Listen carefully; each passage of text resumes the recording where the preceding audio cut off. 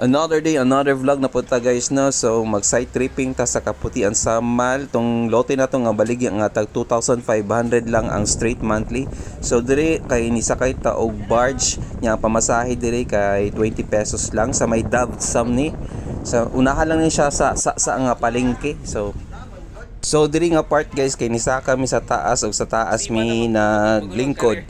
Nya naami sakyanan pero ang sakyanan namo kay naa na daan sa nagulat sa may Babak Mercury Drugstore.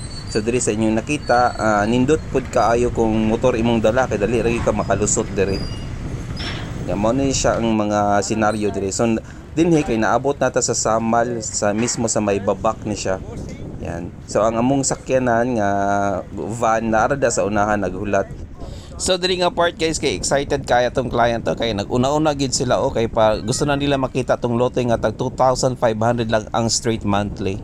Morning area na to dapit sa tong tag 25 gani guys nga atong lote nga baligya diri dapit sa may sitio na Bunturan Kaputian Samal no. So dira ang area guys pasulod so doon lang po siya cemented road. Ang unahan na guys kay bandera naman nya. Diri ang paubos ani 3 kilometers away padulong na siya sa Kaputian nga sentro tong nay mga beach resort. So diri atong area pasulod. Dool siya ng basketball court. Yan, sulod tagamay. Morning sakyanan nga among gisakyan padulong diri sa area so naka-van ta og naka-car pud ta ang car kay ayan isa pud na sa mga sakyanan namo dira guys. So diri nga area guys kay naay tubig, naay kuryente, naay wifi. Ang wifi diri kay hulog piso. Ana. So kung gusto mo ka ng mga high-tech nga wifi pagkuha mo tong wifi ni Ion Mask kay wala na to yung mga kabit-kabit sa mga kable. So dira mao ni ang reserva so unlimited ang tubig nato diri nga area. Ayan so ingani kanindot ang area no kay kini dati nga area guys kay farm lot gini siya. Dako og mga cutting diri so kini gi-subdivide na nato siya tag 100 square meter ang cutting so diri. ang atong balay na dira Turo atong balay. So atong client kay nilipot sa Pikas kay niadto sila sa Pikas property pero sumpay lang gyapon dira. Pero atong mga client uban na diri. So mo ni diri na magsugod atong property. Ayan, so turo mong balay color brown nga cladding, gipabuhat na mo cladding. Nya ang area kay overlooking, makita po dito ang dagat sa unahan, pero medyo layo pa ang dagat diri. Ayan, so overlooking ang area atong baligya kay tag 25 nga 100 square meter. Ayan, na overlooking, na slope, na patagamay. Ayan. So turo atong balay kay nagluto na namo gyud mga client nato nagadto sa area. Ayan. So nanguha po sila property dire.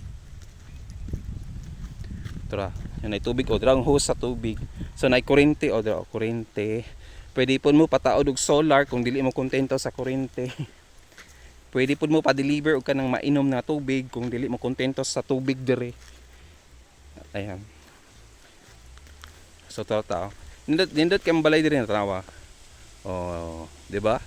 Ya overlooking tura akong lote didto. Nya mo ning balay sa tag-iya sa property. So natay available po dito sa likod o kasagaran available na to daghan kaay diri kining naay naay slope gamay kana overlooking available na siya dira. So diri nga part guys kay nagpili na gid atong mga client no kung asa dapit ilang lote nga gusto kung anon paliton sa mga na din ha nakahuman to nakapili na sila og nagustuhan na nila ang lote dire kay nangaon na pod mi og lunch kay gipanggutom na hintawon mi nya dire kay gilocate na namo ang lote nga ilang nagustuhan. So diri nga part guys kay tulo ka lote dayon ang gikuha sa client og nahalin dayon og ang napoy isa nga taga abroad or taga Japan nagkuha po siya lote dire pero katong medyo slope to iya lahi po siya kanang style iya nga lote.